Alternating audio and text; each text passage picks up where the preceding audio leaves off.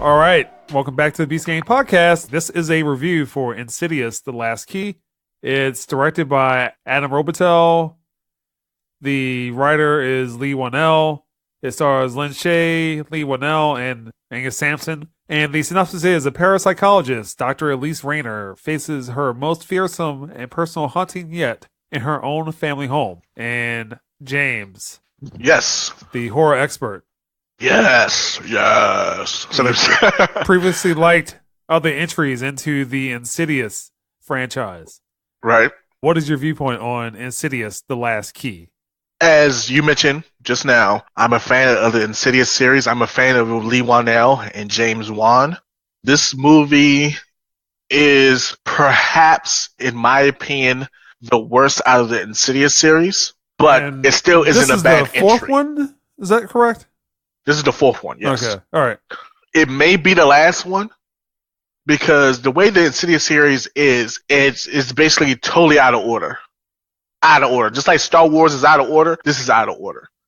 So the actual order of the movies to actually make sense: Insidious 3, Insidious 4, Insidious 1, and then 2.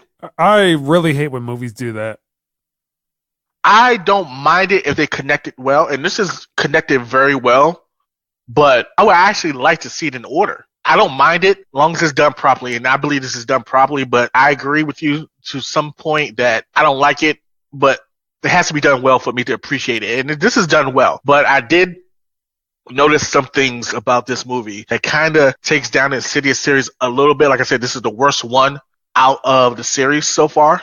I don't know if it's going to be another one. Just to paraphrase of what's going on in this movie, starts off with the main character, Elise Rayner, the parapsychologist, is basically starting off with her as a child.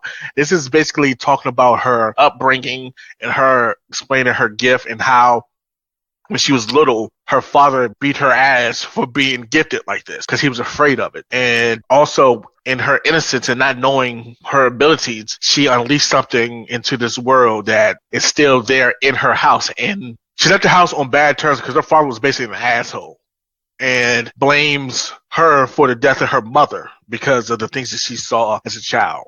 So she left, like I said, she left the house on bad terms and never came back until she got older because someone gave her a call saying, I was told to give you a call. I live at this house. Can you please help? So whatever that she unleashed into the house is wreaking havoc on someone else. And that's basically the gist of it. And she's basically facing her fears. In addition to facing what she unleashed into the house and her fears of just basically being in the house to begin with, because it brought back so many bad memories of abuse and just constant torturing from her father. And just bad memories from her mother being killed by incident in the house that she unleashed. It's a lot of things going on here. I enjoyed it, but you could tell that it's a departure from the previous installations for the simple fact that the director's different. The last 3 movies had James Wan, which is my boy, and had Lee Wanell, which is also my boy, director. Who is Lee Wanell? He plays Specs in this movie, and also he was the guy in the original Saw. Yeah, he was also in the Bye-Bye Man. Huh? So he was also in the Bye-Bye Man. Yeah, he was also in the Bye-Bye Man. That movie wasn't very good, was it? Yeah, but he had nothing to do with that, so he was just in it as an actor. So, yeah. He's a favorite actor of yours, right? Well, no, I mean, I like his writing and his directing style. So he's a writer and director. I'm sorry. Writer and director, yeah. And actor, because he's an actor in Insidious series as well. Gotcha. So the director is Adam Robitel, and he directed some things that I actually liked. He directed The Taking of Deborah Logan. It wasn't a bad movie. Didn't he write one of the Paranormal Activity movies? Yeah. Yeah, he did the Paranormal Activity, The Ghost Dimension, the last one, which was pretty bad. If I had to rate these movies on which one I like best, I like 2. 2's number 1, then 1, then 3, then this one. Javier Botet, he played in so many damn movies. He's very well known when it comes to playing like monsters. He's played in, as a matter of fact, he was in It. He was in The Mummy.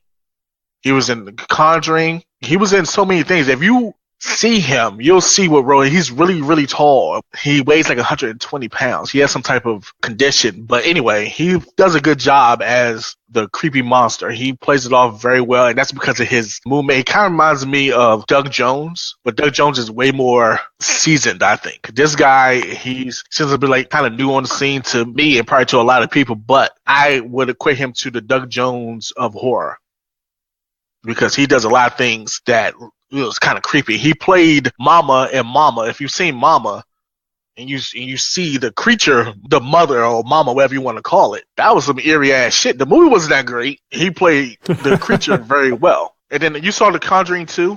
Yes, that was the one where it was supposed to be like a true story, but it wasn't. Yeah, he played the Crooked Man, like the guy that was hiding in the shadows. In It, he played the hobo. So, yeah.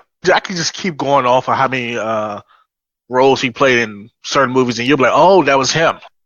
All right. So what score would you give Insidious: The Last Key? I give it a 6. Tone was set well. The acting wasn't bad. The chemistry between Elise and her crew of Specs and and the other, I forgot his name. Oh my god, like they were just hilarious.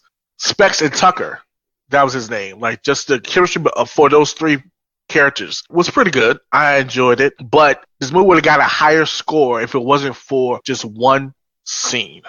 And I'll explain this scene, and you'll understand where I'm coming from. So in the very beginning of the movie, the mother was speaking to Elise and her brother, and she gave the brother a whistle. Said, look, if you get scared, just blow this whistle. I'll come and save you or do something. I'll come and see what's going on. You don't have to worry about it. I'll be right there for you. Right there, guy. Right there. So we get to the climax of the film when shit's going down in the further. And the further is the other world. Elise is in the other world fighting the Keymaster. What the hell is Keyface, or whatever his name is called. So, his name's Keyface? Yeah. It's like, I know. They could just call him a Keymaster or some shit. Yes. Are you serious? I thought you were joking. No. His name is Keyface. Okay. Hey, not everything's perfect, okay? Basically, Elise was getting her ass kicked. Her nieces, one of the nieces had the same gift that she has, and then both of the nieces were also stuck in the further. It was just all over the place. It looked like it was just very, very grim. So they all had The Shining, and they were like... Well, no, just one of the nieces had The Shining, but the other one was just trapped in there. Trapped in, well, you call it The Shining. Let's call it The Shining. The gift. One of the nieces was just trapped because she got attacked by a Keyface in the house. So the point that blew me, and this whistle is a plot device because it propels the story. The whole time in this movie, she was looking for this whistle because it meant something to them, to her and her brother. She found the whistle, and one of the nieces threw the whistle towards Elise when she was basically getting destroyed by Keyface. And then she blew the whistle. She happened to blow the whistle, and then the mom comes out of nowhere and just fucking throws a fireball at Keyface, and you don't see Keyface anymore. For that point happened in this movie, I'll give this movie a solid 7. That shit took it down to at least 1.6. 6. Because I was with my wife. I directly looked at her. I was like, what the fuck? And she just said, I don't know. That you didn't like the part when they won, or were you expecting, would it have made a better movie if she had died? No, because she died already. Like I said, this movie's out of order. She died in part 2. At least the main character died in part 2. We knew that she wasn't going to die. It would have made it better if it made it somewhat of a struggle instead of just like, oh, mom comes in, say a day, throw a fireball, Keyface is gone, and that's it. Make it somewhat of a struggle. Make the mother come in and be like a distraction or something. Or they do battle it out, but it's not like an easy victory. And let it be a distraction enough that Elise and her nieces could escape. You know what I'm saying? Not just like, hey, I'm here to save the day. Fireball, boom, you're dead, and that's it. Was this based off of a true story? No. This isn't like The Conjuring. Conjuring is based off of the Warrens. This is just a story that's written. If it didn't have that scene, or they would have just modified the scene like I just mentioned, I probably would have given this a 7. I don't see them continuing the series on because it's in The Last Key, but that doesn't mean anything. Resident Evil, the last chapter. The last chapter. So, yeah, exactly. This really doesn't mean anything at all. If they do continue it on, I don't see how, because the way they ended it on going to part 1. So I don't see how they could do that. So I think this may be it. All right. That's the Beast Game Podcast.